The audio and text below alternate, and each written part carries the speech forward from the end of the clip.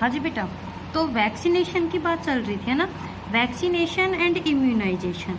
देखो, इम्यूनाइजेशन एक ऐसा प्रोसेस जिसके थ्रू जो होस्ट की बॉडी रहती है वो इम्यूनिटी को क्या करती है बेटा, गेन करे, ठीक है, डेवलप करे, उसी को हम बोलते हैं इम्यूनाइजेशन। जब वैक्सीनेशन होती है, वैक्सीनेशन होने का मतलब है जब कोई वैक्सीन हमारी बॉडी के अंदर जाती है तो सबसे पहले हमारा जो प्राइमरी इम्यून रेस्पॉन्स है वो काम करने लग जाता है। और इस टाइम पे क्या होता है कि जो वो बी सेल्स रहती हैं वो डिवाइड करती हैं, मेमोरी और प्लाज्मा सेल्स को बनाती हैं। प्लाज्मा सेल्स एंटीबॉडी बनाएंगे जो कि उस वीक या उस डेड एंटीजन को खत्म कर देती है, इसको बोलते हैं प्राइमरी रेस्पॉन्स। टी सेल्स क्या करती है, वो भी मेमोरी सेल्स बना लेती हैं। और मान लो जब कभी आगे चल के मान लो बच्चे में वैक्सीन दी गई और जब वो बड़ा हो गया और सेम पैथोजन ने अटैक कर दिया बॉडी पे, तो वो जो पहले से ही बनी हुई मेमोरी बी सेल या मेमोरी टी सेल थी उनको पता चल जाएगा कि इनके अगेंस्ट हम काम कर चुके हैं, वो तब की तब उस एंटीजन को क्या करेंगी, खत्म कर देती है। इसको हम बोलते हैं secondary immune response. That means सबसे मोस्ट इम्पोर्टेंट क्वेश्चन जो कि आपके पास आता है कि जो हमारा इम्यूनाइजेशन का सिद्धांत है, जो प्रिंसिपल है, वो किसके ऊपर टिका हुआ है, हमारे इम्यून सिस्टम की मेमोरी पे, है ना भाई। प्लाज्मा सेल्स तो तब की तब काम करती है, लेकिन बॉडी को एक्चुअल में कौन प्रोटेक्ट कर रही है, मेमोरी सेल, कि जब वो सेम चीज़ दोबारा से आती है तो वो उसको क्या करती है, ख़त्म कर देती है। और वैक्सीन की अगर हम बात करेंगे तो वो मेमोरी बी और टी सेल दोनों ही रेस्पॉन्सिबल होती है पैथोजन को पहचानने की। क्लियर। लेकिन टेटनस में ऐसा नहीं हो पाता। अगर एक इन्फेक्टेड पर्सन जिसमें कुछ माइक्रोब्स इम्यूनिटी चले गए जैसे टेटनस में होती है, तो डायरेक्ट एंटीबॉडीज देनी पड़ती है उसके अंदर। ऐसा किस लिए बेटा, क्योंकि वो उसको क्या कर सकती है, ख़त्म कर सकती है। और इस टाइप की जो इम्यूनिटी होती है उसको हम बोलते हैं पेसिव। क्लियर। एक टर्म और आती है toxoid, bacterial, modified bacterial toxin, जिसको कि आज के टाइम पे नॉन टॉक्सिक बना के और बॉडी के अंदर एंटर करवाया जाता है। ठीक है, तो अब हम बात करेंगे वैक्सीन के टाइप की। और वैक्सीन के टाइप काफ़ी सिंपल है, अभी तक समझ में आ गए होंगे। लाइव, लाइव का मतलब है वीक, वो वैक्सीन जिसमें कि जो डिजीज कॉजिंग माइक्रोब है उसको वीक करके बॉडी के अंदर डाला जाता है। MMR vaccine, BCG, OPV, Sabin, polio vaccine, small pox और इन्फ्लुएंजा की वैक्सीन, वो सारी की सारी क्या होती है, लाइव। लाइव का मतलब है कि इसके अंदर जो माइक्रोब डाला जाता है हमारी बॉडी में वो कैसा होता है, लिविंग होता है। ठीक है। दूसरी जो वैक्सीन आती है दे आर किल्ड, यानी कि उसको मार के। सैबिन वैक्सीन पोलियो की लाइव है। साक वैक्सीन कैसी होती है, डेड। टैब वैक्सीन है प्लेग, रेबीज, ये सारी की सारी होती है बेटा डेड। ठीक है। टॉक्सोइड, टॉक्सोइड ऑलरेडी आ चुका कि बैक्टीरियल टॉक्सिन जिसको कि नॉन टॉक्सिक करके और क्या किया जाता है, बॉडी के अंदर स्टिमुलेट किया जाता है। डिप्थेरिया और टेटनस की वैक्सीन, है ना, टेटनस में भी तो यही किया जाता है ना, डायरेक्ट शॉर्ट इंटरवल पे उसको खत्म करने की कोशिश की जाती है। नेक्स्ट कुछ आती है बेटा कंजुगेटेड प्रोटीन, वो प्रोटीन जो कि पॉलीसैकेराइड वगैरह प्रोटीन्स वगैरह की हेल्प से बनाई जाती है। हेमोफिलस इन्फ्लुएंजा टाइप बी की वैक्सीन हो गई। रिकम्बिनेंट DNA टेक्नोलॉजी की हेल्प से जो वैक्सीन प्रिपेयर की जा रही हैं, they are known as the recombinant vaccines. Clear. और इसमें जब हम बात करेंगे तो कौन कौन आ जाती है, हेपेटाइटिस बी की वैक्सीन वगैरह हो गई, ये सारे। क्लियर। अब हम आते हैं हमारे इम्यून सिस्टम के डिसऑर्डर पे। और इन डिसऑर्डर में सबसे पहले आता है एलर्जी। एलर्जी किसी भी बाहर के सब्सटेंस के लिए हमारी बॉडी की हाइपर सेंसिटिविटी। ठीक है, बॉडी जब हद से ज़्यादा हाइपर सेंसिटिव होती है, हाइपर सेंसिटिविटी होती है बेटा बॉडी की, उसी को हम क्या नाम देते हैं, एलर्जी के नाम से जानते हैं। और एलर्जी को कोजिंग करने वाले सब्सटेंस उनको क्या बोलते हैं, एलर्जेंस। डस्ट है, पोलन, बोर, फैब्रिक, लिपस्टिक, हर किसी को अलग अलग चीज़ों से एलर्जी है। तो क्या क्या मेन सिम्टम्स होते हैं, सबसे पहले जो इफेक्टिव होती है एलर्जी में वो कौन है, स्किन और म्यूकस मेम्ब्रेन, है ना, छींकने आ जाती है, आंखों से पानी निकलने लग जाता है, रनिंग नोज, ठीक है, नाक से पानी बहने लग जाता है, कईयों को सांस लेने में तकलीफ होती है। तो कहता है कि ऐसा क्यों, देखो जो एलर्जी में जो होती है बेटा मेन वो कौन सी हमारी एंटीबॉडी होती है आईजीई, और केमिकल कौन कौन से होते हैं हमारी मास्ट सेल से निकलने वाले हिस्टामाइन और सेरोटोनिन। अगर हम आईजीई की बात करेंगे तो ये पर्टिकुलर एंटीजन के अगेंस्ट निकलती है। एलर्जिक टेंडेंसी कई बार जेनेटिकली भी होती है कि माँ बाप को होती है पर्टिकुलर चीज़ से और वही फिर बच्चे में भी ट्रांसफ़र हो जाती है।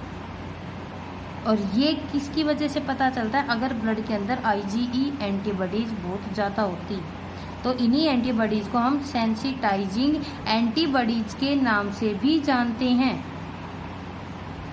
ठीक है, पहला जब एक्सपोजर होता है वही प्राइमरी रेस्पॉन्स जो कि एलर्जी कोज नहीं करता, लेकिन जब वो दोबारा जाता है तो एलर्जी के सिम्टम्स भी आते हैं और उसको हम बोलते हैं secondary response. Blood vessels dilate हो जाती हैं, कैपिलरीज परमिएबल हो जाती है और जो ब्लड प्रेशर होता है वो भी क्या हो जाता है, डिक्रीज हो जाता है। ठीक है, तो हम कुछ फॉर्म्स की बात करेंगे which are the examples of these allergy, और इनमें जो सबसे पहले आता है वो आता है हे फीवर।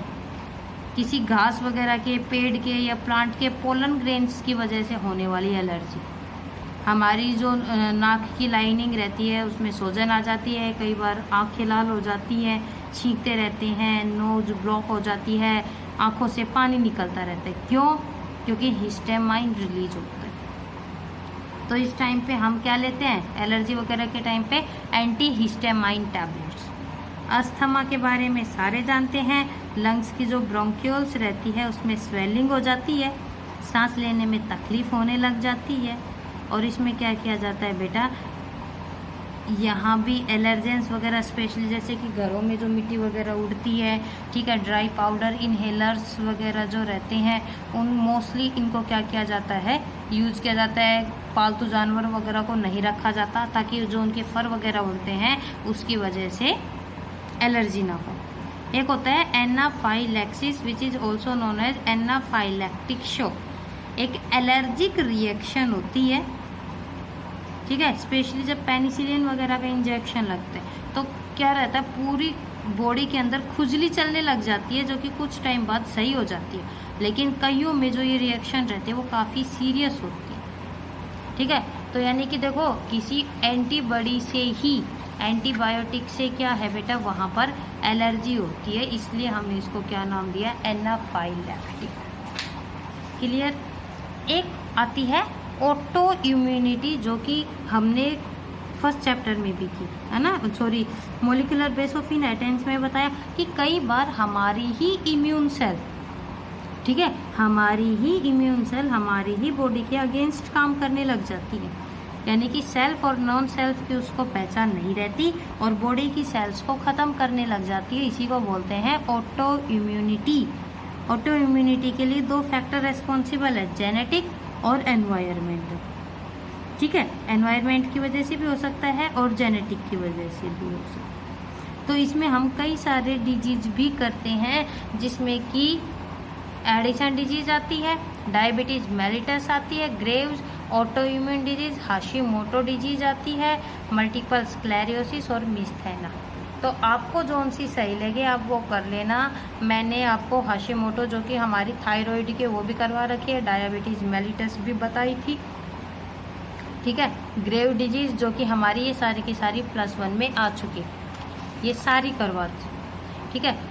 और इसके अलावा आर्थराइटिस है ना, गठिया हम जिसको बोलते हैं, तो मैंने यही कहा था कि आर्थराइटिस, तो आप लोग या तो ये आर्थराइटिस ही याद कर लेना, अभी भी जल्दी हो जाएगी। ट्रीटमेंट क्या है, इम्यूनोसुप्रेसेंट। अगर भाई हमारी इम्यूनिटी को ही कोई डैमेज कर रहा है तो उसके अगेंस्ट क्या किया जाए, इम्यूनोसुप्रेसिव ड्रग्स लिया जाए। प्लाज्मा फेरेसिस, प्लाज्मा थेरेपी जिसको बोला जाता है, उसकी यूज़ की जाए। टी सेल्स की vaccination, monoclonal antibodies, particular antibodies उसके अगेंस्ट ली जाए, या फिर स्टेम सेल्स थेरेपी। क्लियर। तीसरी जो आती हैं, they are known as immunodeficiency syndrome. Immunodeficiency, जब हमारी इम्यूनिटी वीक होती है और उसकी वजह से जब डिजीज रहे, failure of the either B lymphocytes और द टी लिम्फोसाइट्स, या दोनों, जब हमारी दोनों ही इम्यूनिटी काम करना बंद कर दे, या एक कर, या तो सेलुलर या ह्यूमरल, उस टाइप पे जो डिजीज कोज होती है उसको हम बोलते हैं इम्यूनोडेफिशिएंसी। इस इम्यूनोडेफिशिएंसी में जो सबसे पहले आती है, this one is known as SCID, severe combined immunodeficiency syndrome. B cell और टी सेल ऐसे पेशेंट में नहीं होती, it is due to the gene mutation, और ऐसे पेशेंट में एडेनोसाइन डी एमिनेज एंजाइम नहीं होता, तो जो थाइमोसाइट्स का नंबर है वो बहुत कम होता है। बच्चे बहुत ज़्यादा इसके लिए क्या होते हैं बेटा, ससेप्टिव। ठीक है, अब हम डिटेल में करेंगे main disease which is known as acquired immunodeficiency syndrome, AIDS. दो डिजीज हैं जो कि आपको कंप्लीट ब्रीफ के अंदर करनी है, एड्स और इसके अलावा कैंसर। अगर हम एड्स की बात करेंगे, एक वायरल डिजीज होती है, ठीक है, क्या एक वायरल डिजीज होती है which is caused by A retrovirus HIV, human immunodeficiency virus. Retrovirus क्यों बोला? DNA से जब RNA बनता है तो उसको बोलते हैं ट्रांसक्रिप्शन, लेकिन HIV वायरस का जेनेटिक मटेरियल होता है RNA, और जब ये हमारी बॉडी में एंटर करता है तो अपने RNA को ये चेंज कर लेता है DNA में, और इसलिए इसको हम बोलते हैं रेट्रोवायरस। क्लियर? अगर इस रेट्रोवायरस की हम बात करें, इसका जेनेटिक मटेरियल क्या होता है बेटा? RNA होता है, ठीक है, ग्लाइकोप्रोटीन, प्रोटीन की इसके ऊपर क्या होती है, एक कोटिंग प्रेजेंट। ठीक है, तो सबसे पहली बात यही आती है कि जो HIV वायरस होता है वो एक्चुअल में क्या होता है या कैसे होता है ना? AIDS, acquired immunodeficiency syndrome, simple सी definition, it is a cell mediated immune system disease. एक ऐसा किसका डिसऑर्डर है? सेल मीडिएटेड, यानी कि टी सेल से related, where helper T cell number get reduce in the body. AIDS के अंदर हेल्पर टी सेल का नंबर कम हो जाता है और इसलिए इसको सेल मीडिएटेड डिसऑर्डर के नाम से जानते हैं। ठीक है, अगर इसकी अब हम आगे बात करेंगे हिस्टोरिकल बैकग्राउंड वगैरह की, तो इसको सबसे पहले USA में 1981 में डिस्कवर किया गया था। इंडिया की जब बात की जाती है, चेन्नई के अंदर जो प्रोस्टिट्यूट्स थी उनमें 1986 में सबसे पहले देखा गया। इंसिडेंस अगर हम वर्ल्ड वाइड इसकी बात करें तो WHO की रिपोर्ट थी इन 1990 में 8 मिलियन लोग ऐसे थे जो कि HIV से इन्फेक्टेड थे, और उनमें से 1/3 जो थी वो सारी की सारी फीमेल थी। 1995 के एंड की हम बात करें तो HIV पॉजिटिव के जो लोग थे वो पूरे वर्ल्ड में 25 मिलियन थे, जिनमें से कि सिर्फ 1.5 मिलियन तो बच्चे थे। 2004 में जो ये था ये बढ़ा 38 मिलियन लोग पहुँचे। ठीक है, 1980 में देखा गया था कि तब तक लगभग 20 मिलियन लोग थे जिनकी डेथ हो चुकी थी ड्यू टू दिस HIV। 8500 से ज़्यादा हर दिन जो बच्चे पैदा होते हैं उनमें से 8500 ऐसे रहते हैं बेचारे HIV पॉजिटिव, यानी कि पैदा होने वालों में हर 6 children every minute are HIV positive. ठीक है, इंडिया की बात करें, जब हम इंडिया की बात करते हैं बेटा तो इसको सबसे पहले कब देखा गया था? इन 1986 में देखा गया था।